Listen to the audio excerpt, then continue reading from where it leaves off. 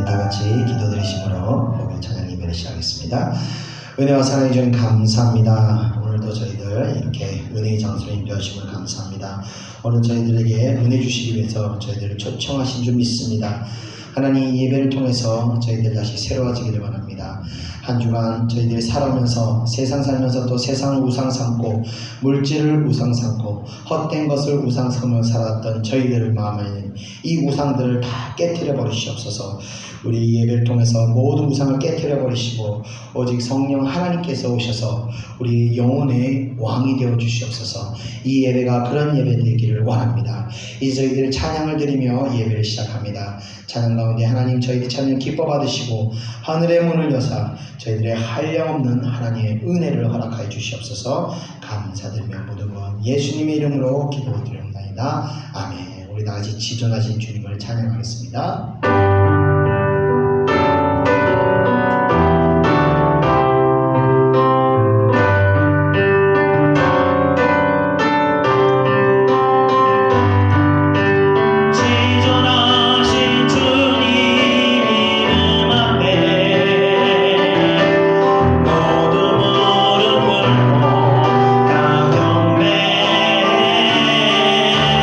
거룩하신 주님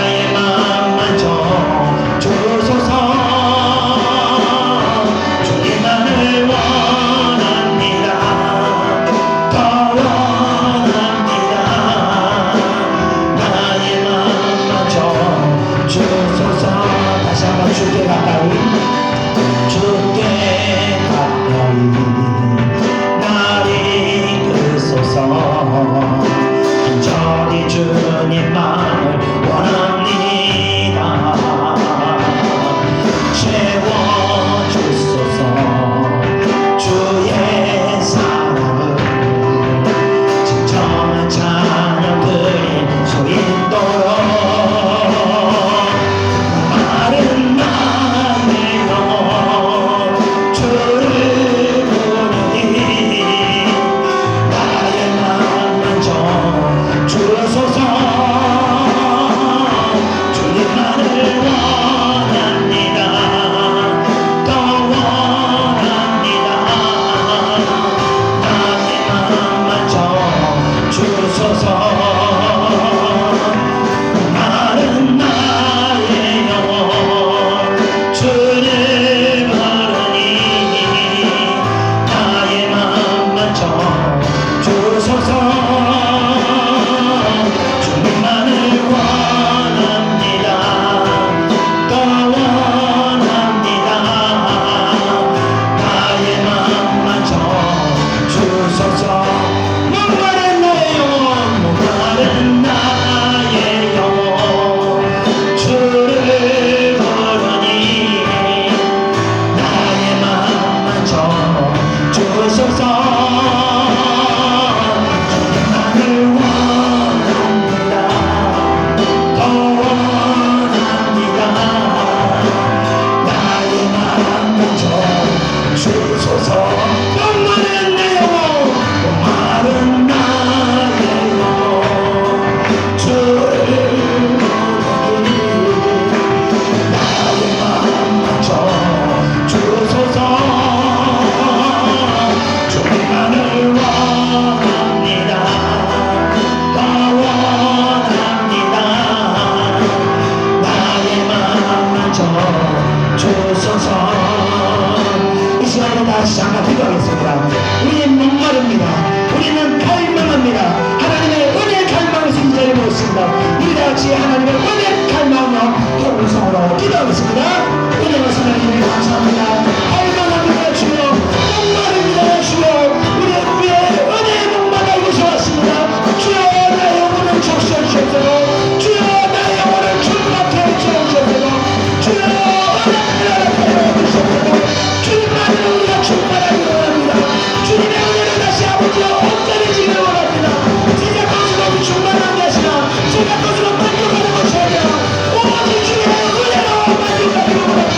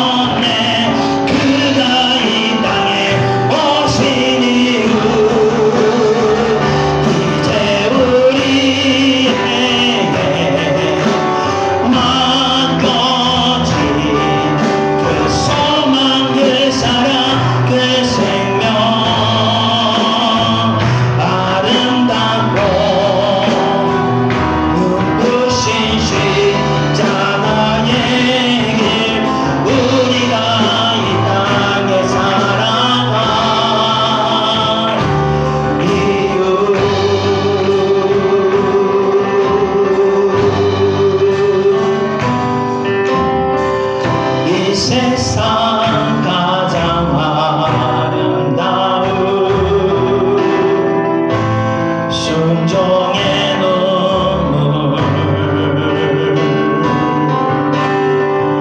온 세상 다시 빛나게 한 생명의 눈물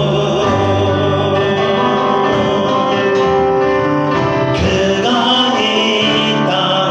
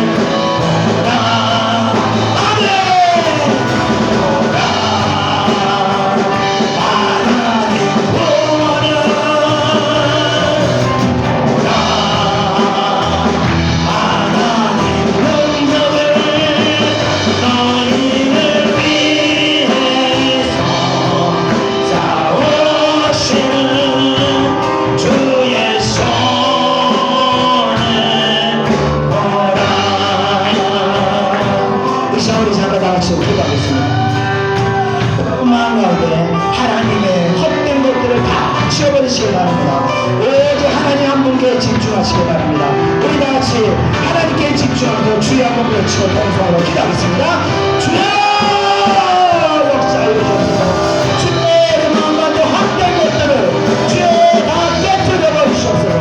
오직 우리 마음의 아버지로 예수 그리스도 한 분만에 우리가 성경을 살아갈 수 있도록 역사하여 주옵소서. 우리 마음에 있는 모든 헛된 우상들, 헛된 유망들, 헛된 욕심들을 다 깨뜨려 버리시옵소서. 오직 이 시간 우리가 예배를 통해서 말씀을 통해서 오직 하나님 한 분만의 우리의 구주로, 우리의 구원자로, 우리의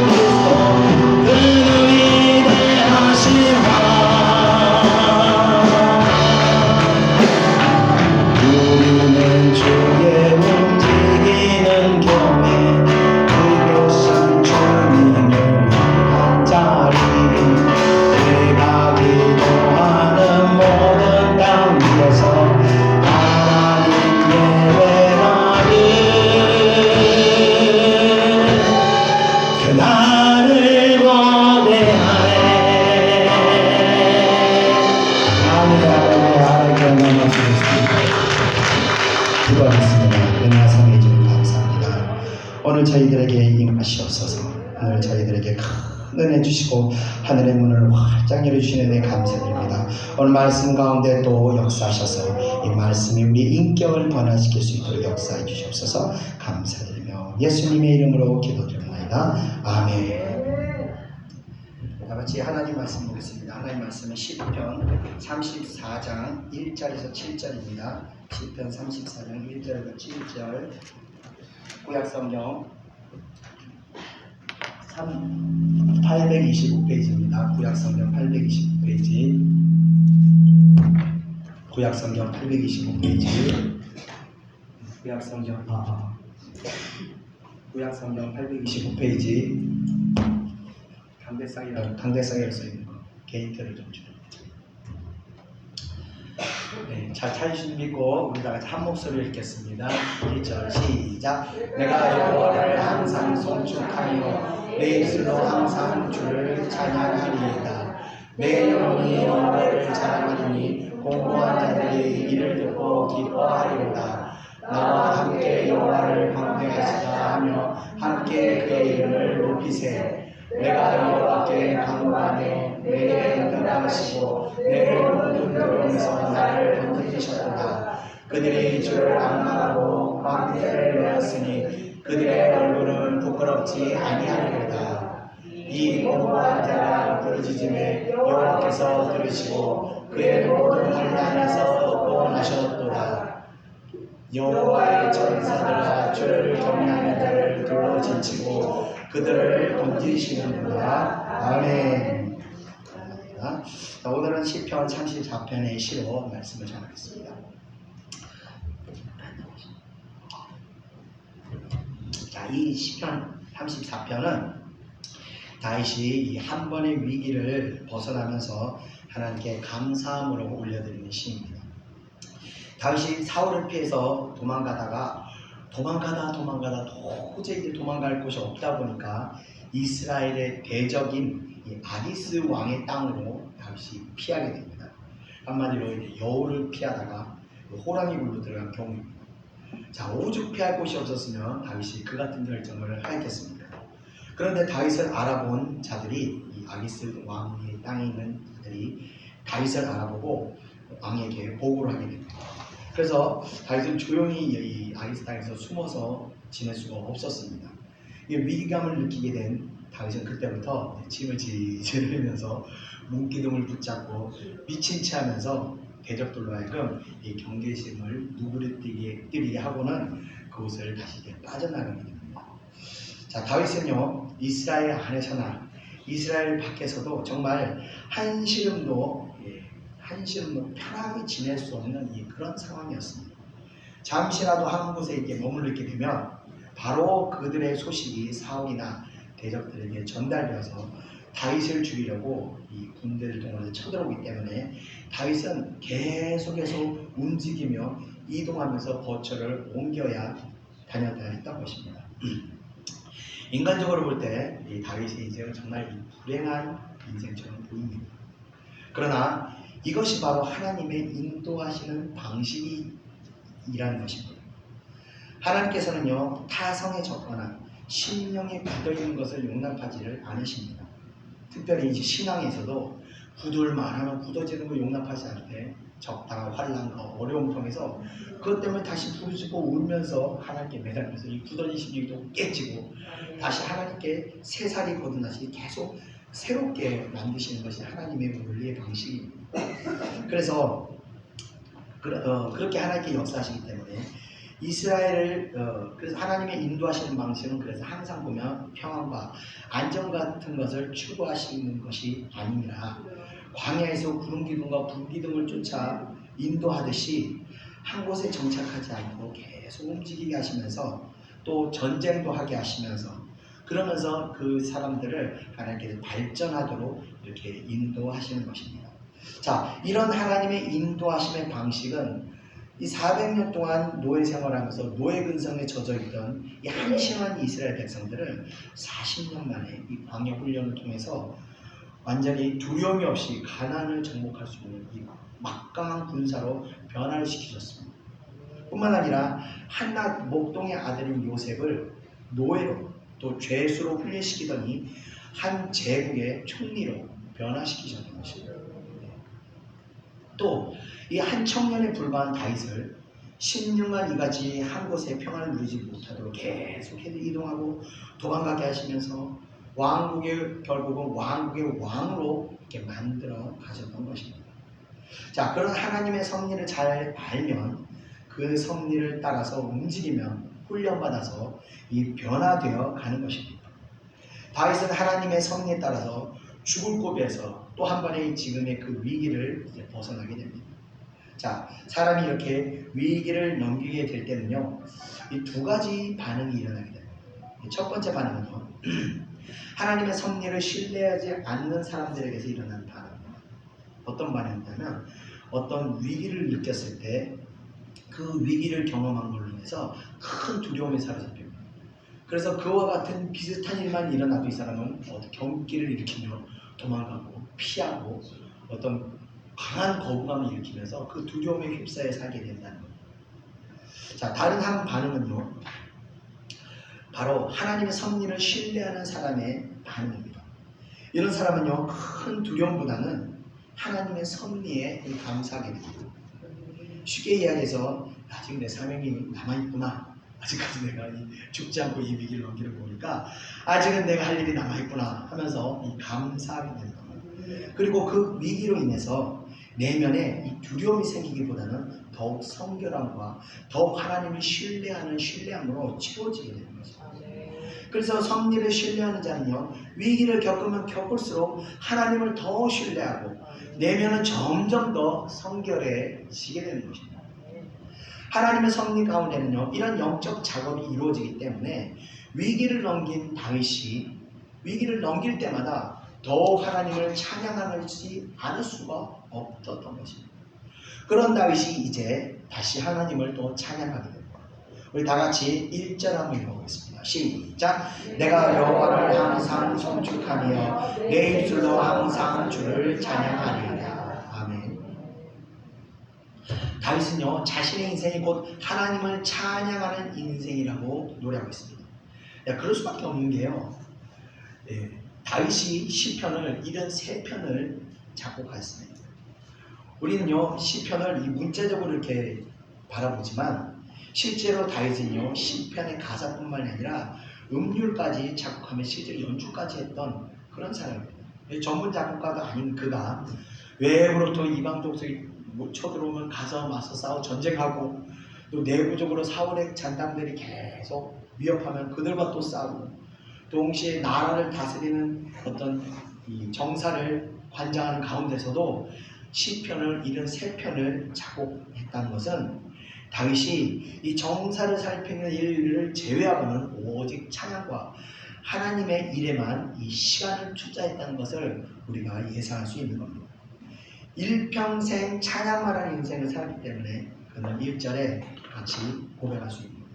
내 입술로 항상 주를 찬양합니다 라고 항상 찬양할 수 있다는 것입니다. 이것은 자신의 신앙을, 이 다윗의 신앙을 과장해서 표현한 것이 아니라 표현한 것이 절대 아니라는 것을 우리가 알아야 한다는 겁니다. 언제나 다윗은 하나님을 생각하고 하나님께 자신의 인생을 모두 드리며 또 자신의 한평생 벌은 재물을 오직 하나님을 위해서 사용하는데 다 사용한다는 그런 인물이었다. 자, 이어지는 2절을 또 다 같이 한번 읽어보겠습니다. 시작. 내 영혼이 여호와를 자랑하리니 공고한 자들이 이를 듣고 기뻐하리로다. 아멘. 자, 여기서 다윗이 여호와를 자랑한다는 것은 죽을 위기에서 살리신 하나님을 높이는 것을 이야기합니다. 즉 자신의 어떤 신앙 체험을 간증하는 것입니다. 자, 이토록 지독한 고난을 겪으면서도 하나님을 원망하지 않고 그 가운데서 자신을 겸손하게 만드시고 인내하게 만드신 그 하나님을 높이며 찬양할 때 다윗의 이런 모습을 보면서 공고한 자들이 기뻐한다는 것입니다. 공고한 자들이라는 것은 어려움을 겪고 있는 사람들을 말하는 것으로서 이 다윗과 같이 이 고난 중에서도 있으면서도 여호와를 경외하는 그런 어떤 경건한 그런 무리들을 말한다고 할 수 있습니다. 자, 이런 자들은요, 고난을 겪으면서도 하나님을 찬양하는 그 신앙인들을 보면요, 이제 위로를 받게 됩니다. 다윗의 이런 신앙을 고백을 들으면서 자신의 어떤 그 고난을 다윗의 신앙을 통해서 위로받게 되는 겁니다. 그래서 우리가요, 이 고난을 많이 겪으면서도 시카도록 고난을 겪으면서도 하나님께 감사하고 하나님께 영광을 찬양하는 사람들을 보면요, 우리가 그런 모습을 위로받게 됩니다. 아, 나도 신앙생활을 잘하고 내 고난은 고난도 아니구나 하면서 우리가 위로받게 되는 거예요.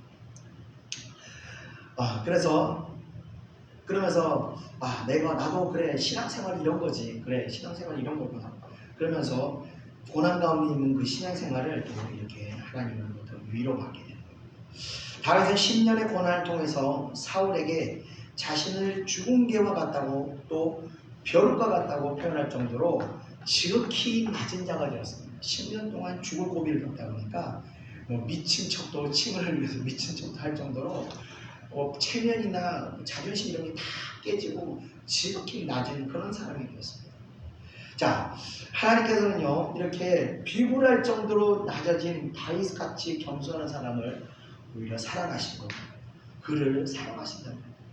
그런데 반대로 교만한 자들은 하나님께서 꺾으신다고 말씀하셨습니다. 우리 다 같이 베드로전서 5장 5절 6절을 다 같이 한번 읽어보겠습니다. 시작. 하나님은 교만한 자를 대적하시되 겸손한 자들에게는 은혜를 베푸시느니라. 그러므로 하나님이 능히이신 손 아래에서 겸손하라. 때가 되면 너희를 높이시리라. 아멘. 세상에서 아무리 높은 자리에 갔던 자라 할지라도요, 하나님께서 구원하시기로 선택한 사람은요, 반드시 꺾이게 되어 있습니다. 이건 제 개인적인 생각인데, 우리 이명박 대통령께서도 그렇게 높은 자리에 있다가 한순간에 저렇게 줄 누가 알았겠습니까? 그렇게 하나님께서 겸손하게 만들어 가시는 겁니다. 다윗도 골리앗을 무찌르고 났을 때요, 사울은 천천히요, 다윗은 만만이라고 사람들이 다윗을 찬양하며 사울보다도 더 높이 치켜 세웠습니다. 그때 다윗의 마음이 어땠을까요? 뿐만 아니라 사울이 다윗을 너무나 사랑해서 자신의 사위로 다윗을 세웠습니다. 아마 다윗은요, 어린 다윗이었기 때문에 눈에 아마 보이는 것이 없었을 겁니다. 성경에 나와 있지는 않지만. 자, 다윗의 그런 모습은요, 하나님께서 쓰시기에는요, 합당하지 않았을 것입니다. 그래서 10년을 하나님께서 연단하셨던 것입니다. 그래서 항상 우리가요, 이 교만만큼은 반드시 항상 우리가 경계해야 합니다. 혹 교만이 들어왔다면요, 사실은 이것은 방법이 없습니다. 교만이 들어오지 말아야 하는데 이미 교만한 마음이 한번 들어오게 되면요, 죄송하지만 연단을 받아야만 이 교만에서 낮아질 수가 있는 것입니다. 이런 일들을 겪게 되는 성도들에게는 참 안타깝지만 이게 어쩔 수가 없는 하나님의 어떤 섭리입니다. 그래서 저도 이렇게 고난을 받을 때마다 하염없이 낮아지더라고요. 또 낮아지고 나서 이게 맞고 나니까 낮아지는구나. 이게 스스로는 낮아지지가 않아요. 하나님께 이렇게 연단을 받아야 그제서야 낮아지거든요. 자, 그래서 우리 다윗과 같이 우리가 어려운 일을 당할 때마다 다윗과 같이 인내하며 그 시간에 잘 감동하기를 우리가 기도할 뿐입니다. 자, 이어지는 우리 3절을 또 다 같이 읽어보겠습니다. 시작. 나와 함께 여호와를 광대하시다 하며 함께 그의 이름을 높이세. 아멘. 자, 다윗은요, 공고한 자들에게 권면하고 있습니다. 자신과 함께 고난 가운데서도 여호와를 높이며 영광 돌린 삶을 살자고 권고하고, 저도 여러분들에게 항상 권면하는 것이 있습니다. 바로 하나님께 회개하자라는 겁니다. 지난주에 제가 죽었다가 살았지만 하나님 은혜 안에서 받은 고난이라 그런지 그 어떤 것도 나쁜 것을 하나님께 결론짓지 않았어요. 그 죽었다 살아나는 과정 가운데서 제가 했던 것은 첫째로 회개였습니다. 철저하게 제가 잘못된 방향들을 다 회개하고 나니까 평강이 확 몰려오더라고요. 그래서 걱정은 안 했습니다. 아직 아닙니다. 아직 갈 때가 아닌가 보다. 평안을 주시는 거 보니까 아직 갈 때 아닌가 보다 생각을 하게 됐습니다. 자, 저도 이번 일이 어떻게 보면 저에게는 위기였지만요, 그 어려운 가운데서 하나님께 회개하며 하나님의 평안을 다시 받게 됐을 때 하나님께서는요 평안 주시면서 그것을 악하게 결말짓지 않고 선하게 결론짓게 하셨어요. 하나님은요 이런 분이십니다. 그래서 우리가 무슨 일을 당하더라도 제가 여러분들께 늘 말씀드린 것은 회개하자는 겁니다. 회개해야 우리가 하나님 모든 일은 하나님께서 우리에게 깨닫기 위해서 역사하시는 거기 때문에 그 일 가운데서 회개할 때 다시 하나님의 그 긍휼하심과 하나님의 은혜가 우리의 인생을 다시 붙들게 되는 것입니다. 하나님께서 우리의 회개를 받으시면서 우리가 다시 평안을 주실 것이고 그 결과는요 다시 하나님께 선한 인도를 믿고 우리가 두려워할 필요가 없는 것입니다. 무슨 일을 만나도 늘 회개하시는 여러분 되시기를 축원드립니다. 우리 4절 다 같이 읽어보겠습니다. 시작. 내가 여호와께 간구하매 내게 응답하시고 내 모든 두려움에서 나를 건지셨도다. 아멘. 자, 말씀드렸듯이 우리가 하나님의 섭리를 믿고 하나님의 전지전능하심을 믿는다면요 모든 일들이 일어나는 데는 하나님의 뜻이 있는 것입니다. 그래서 인생이 고난을 받는 것은 또한 그 가운데 하나님의 뜻이 있다는 것입니다. 우리가 고난받는 대부분의 이유는요 우리가 바로 하나님의 뜻을 거역하고 내 뜻과 내 생각과 내 방법으로 판단하고 결정하였을 때 이런 고난으로 들어가게 되는 것입니다. 내 뜻과 생각과 방법은 대부분 세상적인 방법입니다. 자, 그런 선택은요 처음에는요 그런 듯이 물 흐르듯이 흘러가는 듯이 보입니다. 왜냐하면요 세상적인 방식대로 가기 때문에 세상 돌아가듯이 이렇게 순탄한 듯 보입니다. 그러나 마귀 대적들은요 하나님의 뜻을 벗어난 백성들을 순탄하게 가도록 놔두지 않습니다. 반드시 환란으로 빠지게 만드는 겁니다. 자, 그러나 하나님의 뜻은요 세상적 방식을 거절하기 때문에 처음에는 좀 고난을 받을 수 있고 어려움에 처할 수도 있으며 두려움에 빠질 수도 있습니다. 왜 두려움에 빠지냐? 아무도 그렇게 하는 사람이 없기 때문입니다. 다른 사람이 이렇게 하는 사람의 성공 사례도 있으면 아 그럴 수 있겠구나 하면 가는데 하나님 우리 인생 하나하나 인생은요 다 다르게 인생을 인도하세요. 아무도 가본 길이 없는 길을 가라고 하시기 때문에 겁이 나는 거예요. 그런 사람을 본 적이 없기 때문에. 그래서 처음에는 고난을 받기도 하고 두려움에 빠질 수 있는 겁니다. 그래서 그 두려움 때문에 더 기도하면서 가는 거예요. 그런데 기도 가운데 만약에 여러분 두려움 가운데서 기도할 때 그 기도 가운데 평안이 몰려오잖아요. 하나님께서 함께 하신다는 증거입니다. 그렇기 때문에 지금 내가 하나님께서 나와 함께 하시구나 있구나 믿고 그 처음 가는 길이라도 두려운 길이라도 믿음으로 가시기 바랍니다. 그리고 걱정하지 마시기 바랍니다. 그리고 조금만 인내하시면 됩니다. 비록 몸과 정신이 고난을 당하더라도 하나님께서 마음에는 평강을 주신다면 그 하나님의 뜻을 내가 지금 따라가고 있다는 그 증거가 된다는 겁니다. 자, 그런 선택이 결국은 선한 결과를 맺게 된다는 것을 꼭 기억하시기 바랍니다. 자, 이어지는 5절을 다 같이 읽어보겠습니다. 시작. 그들의 주를 앙망하고 황제를 내었으니 그들의 얼굴은 부끄럽지 아니하리로다. 아멘. 자, 그들이라는 것은요 다윗과 함께 생사를 같이 했던 그런 청년 무리들입니다. 자, 악망하다는 것은요 주님께 소망을 두고 살아가는 것을 말합니다. 즉 다윗과 생사를 함께하던 자들은요 사실 사울을 섬기며 평안한 길을 선택할 수 있었습니다.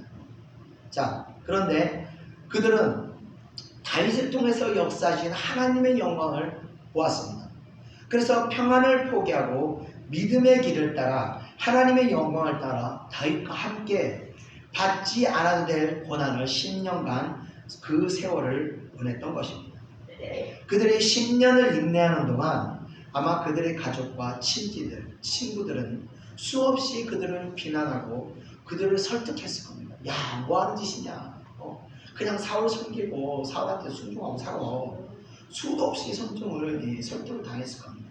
왜 할 일 없이 다윗을 따쳐다니면서 그렇게 고생하냐?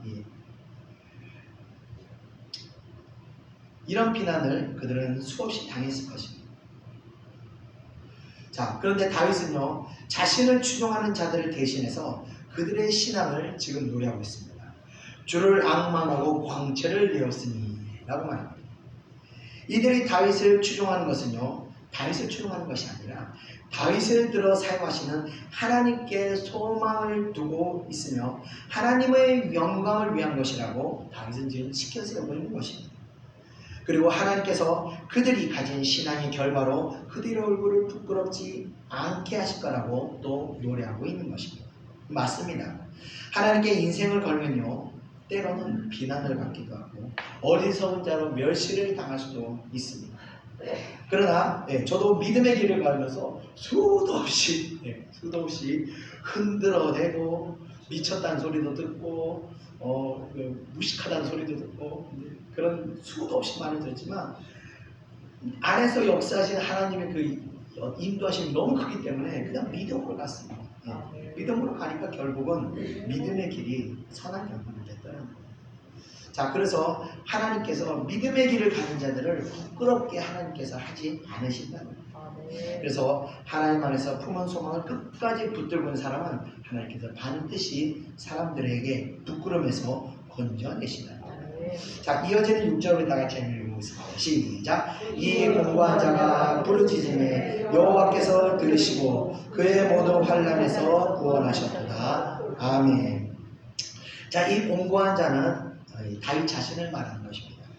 사울에게 10년을 쫓겨다니며 늘 두려움의 고통을 받으면서 잠 한숨 편히 자지 못하였던 다윗이 급기야 오죽 급했으면 자신의 대적인 이 적국의 땅으로 피했겠습니다.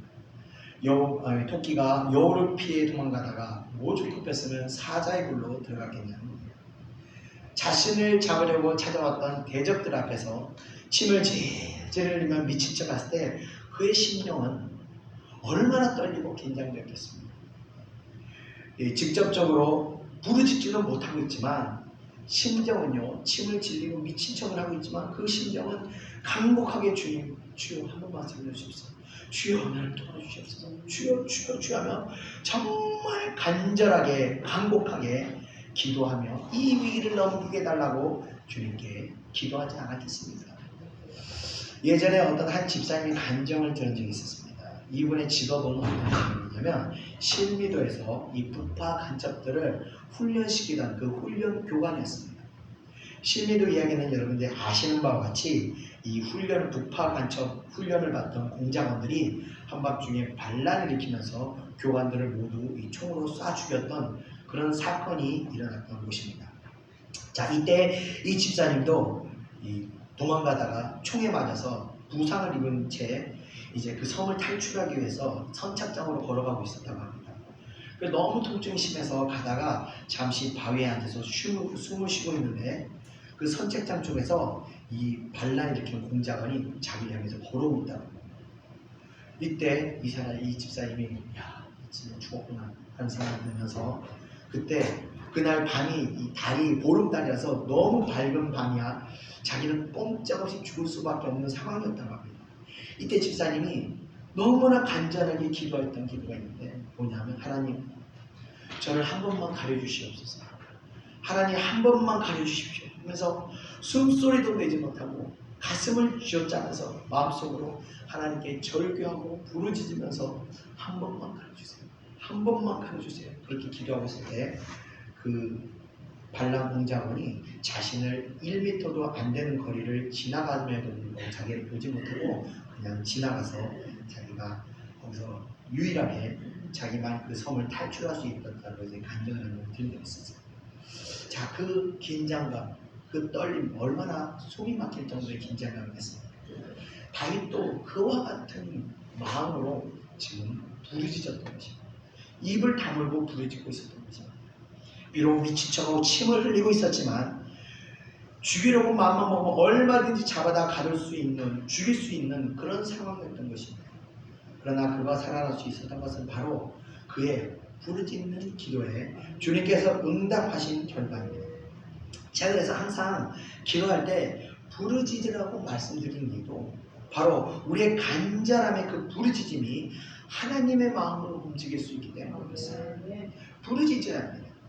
고통은 부르짖어야 하나님이 그 고통을 들으시고 마음을 움직이셔서 우리의 부르짖음에 응답하시게 되는 겁니다. 그리고 나서 일하시는 거예요.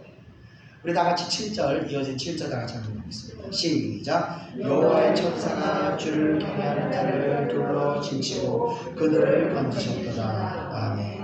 다윗의 이 부르짖음의 기도가 없었으면요, 아마 다윗이 죽었을지도 모릅니다. 침을 질질 흘려도 야 이거 죽여야 돼 그래도 이러는 그러고 가서 죽었을지도 몰라요. 그런다면 어떻게 그가 죽지 않았을까? 이유는 하나입니다.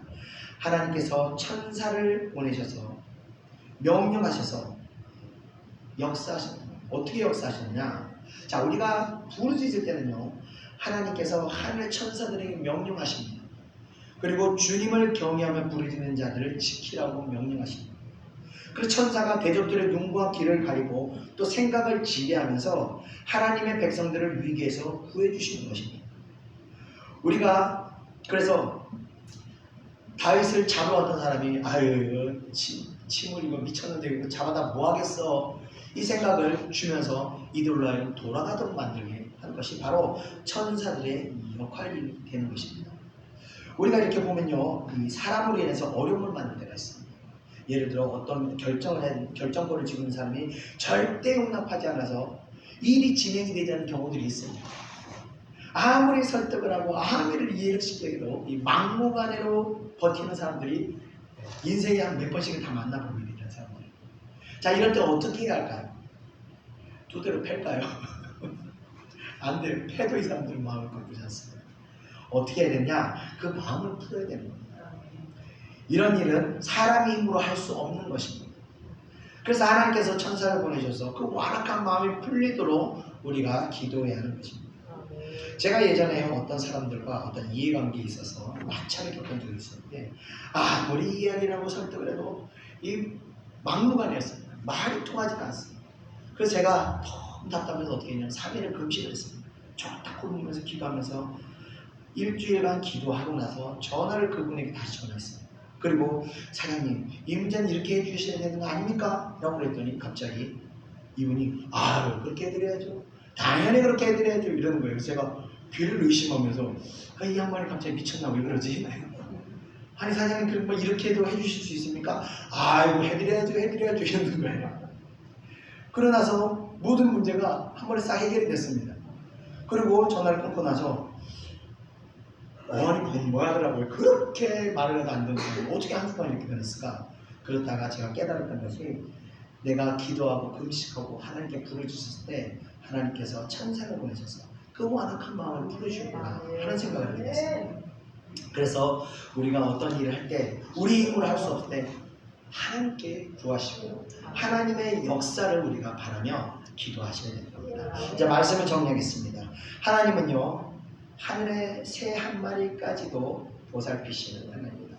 우리의 머리카락 하나하나까지 다 세실 정도로 우리를 잘 하시는 분이십니다. 그래서 세상에서 그렇기 때문에 하나님 그런 분이시기 때문에요. 세상에서 가장 오래 사는 사람은요. 바로 하나님이 창조하신 세상에 살면서 하나님을 신뢰하지 않는 사람입니다. 예, 우리 다 믿잖아요. 하나님이 세상을 창조하고 운행하는 걸 알면서도 그 왕이신, 그 주인이신 하나님을 신뢰하지 않는 사람. 이 사람이 가장 어리석은 사람입니다. 반대로 가장 지혜로운 사람은요. 하나님을 신뢰하면서 그분의 뜻을 따르는 사람입니다. 그 길이야말로 우리의 복된 길이며 우리에게 생명이 되는 길이며 우리를 환난에서 도우시는 길이 있는 것을 꼭 기억하시면서 오늘 말씀을 마치겠습니다. 다 같이 기도하겠습니다. 은혜와 사랑해 주님 감사합니다. 오늘 다윗의 정말 절체절명의 위기를 모면하는 모습을 보면서 우리가 이제껏 우리 힘으로 살아왔던 것을 깨닫게 합니다. 아버지여, 우리가 우리 힘으로 우리의 방법으로 살았던 모든 것을 아버지여 회개합니다. 이 시간 우리 생각과 우리의 방법이 다 깨어지게 하시고 오직 하나님께 부르짖게 역사해 주시옵소서. 그 부르짖을 수 있는 마음 주셔서 우리가 부르짖는 가운데 하늘의 천사가 천군 천사가 역사하셔서 보내셔서 우리의 기도를 들으시고 우리의 기도대로 역사하여 주시옵소서. 그래서 우리의 모든 시름과 모든 고민들이 하나님의 역사로 말미암아 해결될 수 있도록 은혜 허락하여 주시옵소서. 감사드리며 모든 것 예수님의 이름으로 기도드립니다. 아멘. 우리 보라 너희는 두려움 말고 찬양하겠습니다.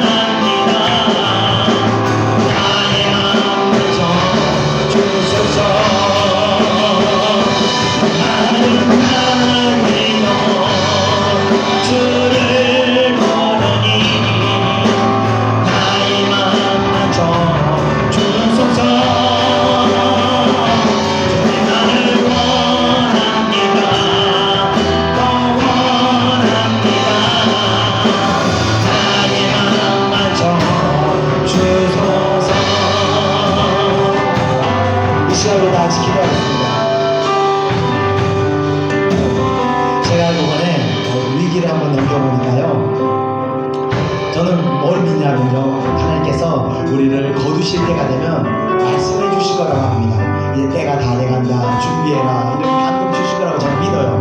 근데 그런 감동이 전혀 없었습니다. 그래서 이 고난을 통해서, 위기를 통해서 감사하고 회개했더니 오히려 제 마음이 더 성결해지고 더 은혜로워지고 더 하나님과 가까워지고 더 친밀해지는 걸 제가 느끼게 됐습니다. 좀 깊은 회개, 제 마음 가운데 뿌리 깊이 숨어있던 그 어떤 죄악들이 회개되면서 오히려 환난이 저에게 큰 축복이 됐습니다. 그래서 우리가요, 하나님의 섭리를 신뢰하는 자들은요, 환난이 아닌 겁니다. 환난은 또 다른 축복의 시작인 겁니다. 여러분들 두려워하지 마세요. 어려움이 오는 거 두려워하지 마세요. 걱정하지 마세요. 그저 그 어려움이 와야 진실의 회개가 됩니다. 우리는요, 이 완악한 신념들이 있기 때문에 맞지 않고는 잘 회개가 안 됩니다. 한 대 맞고 나면 얼마나 회개가 잘 되는지 몰라요. 저 옛날에 둘째 우리 딸이 장애인이 됐을 때 할 수 있는 회개를 다 했습니다. 정말 1년 만에 눈물 흘리면서 모든 죄악들을 다 회개하면서 제가 완전히 다른 사람이 됐습니다. 그 환난은 저에게 큰 축복이 됐습니다. 이번도 마찬가지입니다. 이번에도 제가 그 가운데서 기도하면서 하나님의 회개를 통해서 정말 마음 가운데 얼마나 성결해지는 느끼고 하나님과 얼마나 더 가까워지고 친밀해진지를 제가 느끼게 되면서 은혜 안에서 환난은 축복이구나를 깨닫게 됩니다. 여러분들 두려워하지 마시고 주어진 삶 가운데서 회개하시고 감사하시기 바랍니다. 우리 다 같이 기도하겠습니다. 우리 다 같이 주여 한번 외치고 동감하고 기도하겠습니다. 주여!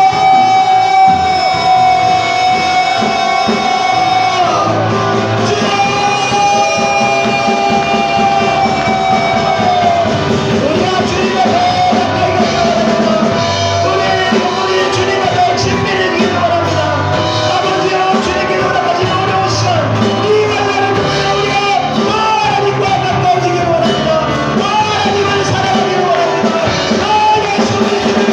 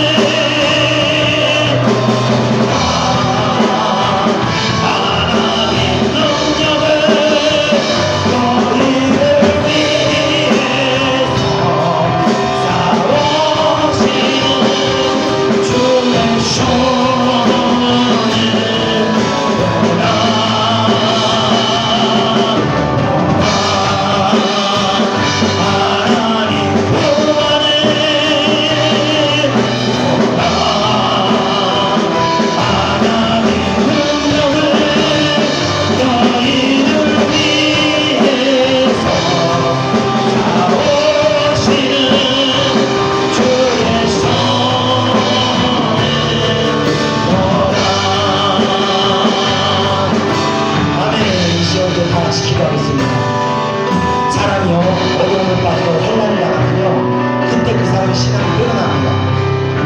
네. 신앙은요 뭐냐면 환난 가운데 제일 우선적으로 하나님 앞에 엎드려 기도하는 겁니다.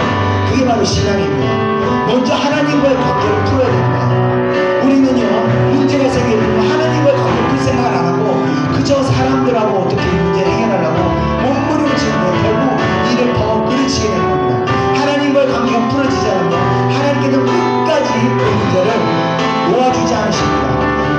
설령 그 당시에는 당장 어떻게 문제가 해결될지 알지라도 또다시 문제가 발생하여 또다시 환난에 빠지게 되는 것입니다. 우리는요 최우선적으로 하나님을 두려워해야 됩니다. 최우선적으로 하나님의 관계를 항상 중요하게 생각합니다. 제가 어려운 가운데 하나님께 기도하고 회개했을 때 평강의 문이 온다 했습니다. 평강의 문이면서 근심 걱정이 사라지고 오늘 이전보다 건강이 더 좋아졌습니다. 그걸 통해서 제가 깨달았던 것 최우선적으로 회개해야 되는구나. 무슨 일이 있어도 하나님 앞에 먼저 회개하고 엎드려서 하나님과의 관계가 회복되면 그다음 걱정할 필요가 없구나. 제가 다시 깨닫게 됐습니다. 여러분들도 제가 권면해 드립니다. 무슨 일이 있어도 우리 회개하시기 바랍니다. 하나님 뜻에 순종하지 않았던 내 자신의 불순종을 회개하시고 내 자신의 믿음 없음을 회개하시고 내 자신의 아직까지 세상적인 방법으로 살아가고 있는 내 자신을 회개하시기 바랍니다. 그리고 났을 때 하나님께서 그 문제에서 그 얼굴에서 여러분들을 풀어주시는 겁니다. 천군 천사를 보내서 여러분들을 건져주시는 겁니다. 이 시간 기도하겠습니다. 여러분 심령을 여러분 마음을 들여다보시기 바랍니다. 아직까지도 하나님을 신뢰하지 않고 아직까지도 믿음이 없어서 근심하고 두려워하고 아직까지도 하나님을 신뢰하지 못해서 제 생각과 자기 방법과 자기 방식을 고집하는 내 자신의 어리석음을 보시기 바랍니다. 이 시간에 다 같이 주의 한번 외치고 동성으로 기도하겠습니다. 주여! 주여! 주님을 바라보게 하셨소서. 주여 이런 백성들에게 아버지의 깨우침을 주시옵소서. 아직까지 있도록 하나님의 방법과 하나님의 생각과 하나님의 뜻이 무엇보다 중요한 그런 말씀을 듣는 것하고 아버지 아직까지 내 생각과 내 방법에 위해서는 불쌍한 영혼들을 아버지의 구원을 살피시옵소서. 이 시간 아버지의 성령이 오셔서 아버지 사랑하는 백성